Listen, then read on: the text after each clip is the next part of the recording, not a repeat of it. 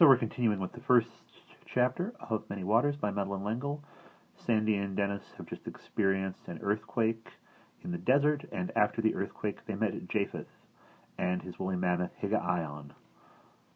They at first thought that they were all speaking the same language, but then realized that something was happening to make them think that they were all speaking the same language. We do not know what yet.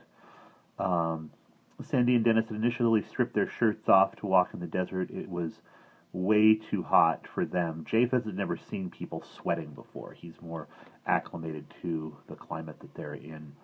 Sandy and Dennis have put their shirts back on and are following Japheth and Higa-Ion to the oasis of his grandfather, Lamech.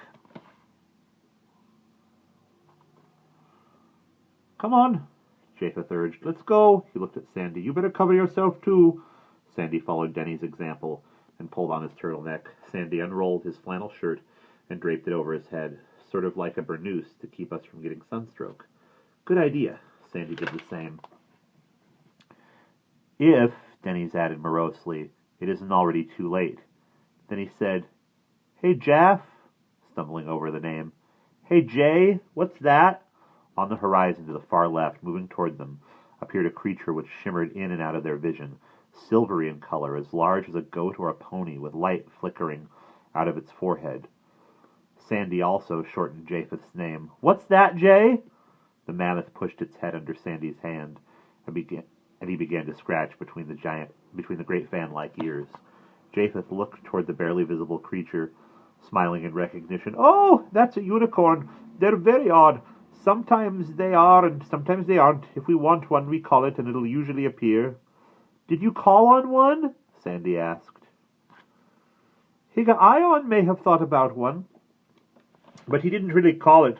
That's why it isn't all the way solid. Unicorns are even better about scenting for water than mammoths, except that you can't always count on them. But probably Higa-Ion thought one might be able to confirm where we thought there was a spring." He smiled ruefully. "Grandfather always knows what Hig is thinking, and I make guesses." The twins stopped and looked at each other, but the mammoth had left Sandy and was trotting after Japheth, who was walking toward the oasis again, so they followed. In the intensity of the desert heat, their limbs felt heavy and uncooperative. When they looked to where the unicorn had been, it was no longer there, though there was left in its place a mirage-like shimmering. Sandy panted. "I don't believe this." Denny's, jogging beside him, agreed. We've never had very willing suspensions of disbelief. We're the pragmatists of the family." "I still don't believe it," Sandy said. "If I blink often enough, we'll be back in the kitchen at home." Denny's took one of the flapping sleeves of his shirt and wiped his eyes. "What I believe right now is that I'm hot, hot, hot." Japheth turned his head and looked back. "Giants! Come on, stop talking." With their long legs, it was very easy for the twins to catch up with Japheth. "We're not giants," Denny reiterated. "My name is Denny's. Dennysim." Denny's touched his forehead as Japheth had done. "One. Denny's. Me." Sandy, too, touched his forehead. "I'm Sandy." "Sand." Japheth looked around. "We have plenty of sand." "No, Jay," Sandy corrected. "Short for Alexander. Sandy." Japheth shook his head. "You call me Jay. I call you Sand. Sand is something I understand." Talking of strange names, Denny's looked at the mammoth, who was again butting at Sandy, but to be petted. "Hig? Guyon." Japheth sounded it out. "Are all mammoths his size, or are there some really big ones?" Japheth looked puzzled. "Those that are left are like Higa-Ion." Sandy looked at his brother. "Didn't horses start out very little back in prehistory?" But Denny's was looking at the horizon. "Look, now you can see there are lots of palm trees."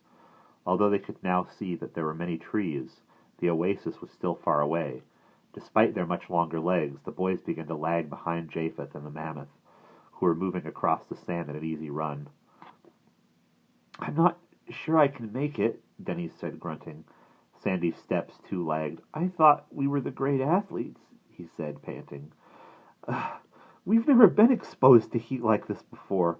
Japheth, evidently realizing that they were no longer behind him, turned around and jogged back toward them, seemingly cool and unwinded. "What's the matter? You're both all red. The same red. You truly are two people?" We're twins." Sandy's voice was an exhausted croak. Denny's panted, "I think we're getting heat prostration."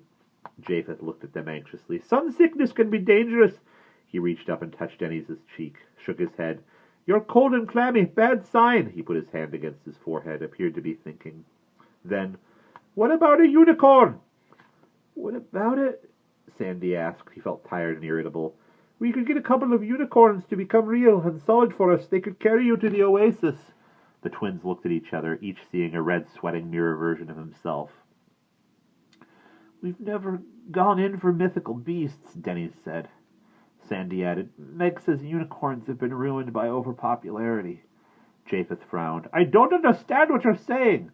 Denny's too frowned, thinking then. Jay's unicorns sound more like Mother's virtual particles than like mythical beasts. Sandy was exasperated. "Virtual particles aren't mythical, they're theoretical." Denny shot back. "If Mother can believe her way out theories, we ought to be able to believe in virtual unicorns." "What kind of unicorns?" Japheth looked puzzled. "Is it because you're some strange kind of giant that there's all this confusion?" "Unicorns have never been a matter of particular importance before." Sandy wiped his hands across his face and was surprised to find the beads of sweat were indeed cold. "They're important now," Denny's groaned. "Mother believes in virtual particles, so there's no reason there can't be virtual unicorns." "Hig," Japheth urged. The mammoth turned and faced the horizon. A faint shimmering glimmered on the sand in front of him. Slowly it took the shape of a unicorn, transparent but recognizable. Beside it, another unicorn began to shiver. "Please, unicorns," Denny's begged. "Be real." Slowly the transparency of both creatures began to solidify, until there were two unicorns standing on the sand with silvery gray flanks, silver manes and beards, silver hooves, and horns of brilliant light. They looked at the twins and docilely folded their legs under to lie down. "Oh," Japheth exclaimed, "it's a good thing you're both so young. For the moment, I'd forgotten that unicorns will not let themselves be touched by anyone who is not a virgin." The twins glanced at each other. "Well, we don't even have our driver's licenses yet," Dennis said. "Get up on them before they decide they aren't needed," Japheth ordered. The twins climbed each onto the back of one of the silver creatures, both feeling that this was a dream from which they could not wake up. But without the unicorns, they would never make it to the oasis. The unicorns flew across the desert, their hooves barely touching the surface. Occasionally, where the sand had been blown clear, and there was rock, a silver hoof struck with a clang like a bell, and sparks flew upward. Small desert creatures watched them fly by, Sandy noticed, but did not mention some scattered bones bleached by the sun and wind. "Hold on!" Japheth cried in warning. "Don't fall off!" But there was a sense in riding the unicorns of unreality. If this was no stranger than their mother's world of particle physics, it was at least equally as strange. "Hold on!" Japheth shouted again. But Denny's felt himself sliding off the smooth flanks. He tried to grasp the mane, but it sifted through his fingers like sand. Was the unicorn becoming less real, or was the still blazing sun affecting him? "Denny's, don't fall off!" Sandy shouted. But Denny's felt himself slipping. He did not know whether it was himself or the unicorn who kept flicking in and out of being. Then he felt something solid, Sandy, on his unicorn, pressing against him, Sandy's strong arm shoving him back onto the unicorn. The virtual particle suddenly real, not just something in the lab. His head hurt. Japheth and the mammoth were running beside them, amazingly swift for such small creatures. "Hurry!" Japheth urged the unicorns. "Hurry!"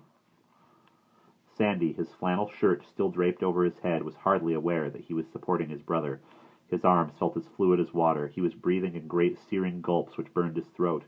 His head began to swell, to be filled with hot air like a balloon, so that he was afraid he was going to float off into the sky. The mammoth passed Japheth and the unicorns, leading the way to the oasis, so that his stocky legs were no more than a blur of motion, like hummingbirds' wings. Occasionally he would raise his trunk to make a trumpeting noise, urging the unicorns along. Japheth ran alongside, beginning to breathe, open-mouthed with effort. But they were not fast enough for Denny's, who was slipping into unconsciousness, and as the world blackened before his eyes, his unicorn's horn became dim, and the silver creature began to dissolve as Denny's lost sight and hearing and thought, and Denny's flickered in and out of being with his mount. Sandy, barely holding on to consciousness, was not aware that the arm he had held Denny's with was now holding nothing. He felt himself drop to the ground. He did not land on searing sand, but on soft green. His burning body was shaded and cooled by the great fans of a palm tree. His unicorn had made it to the oasis. And that is the end of Chapter 1.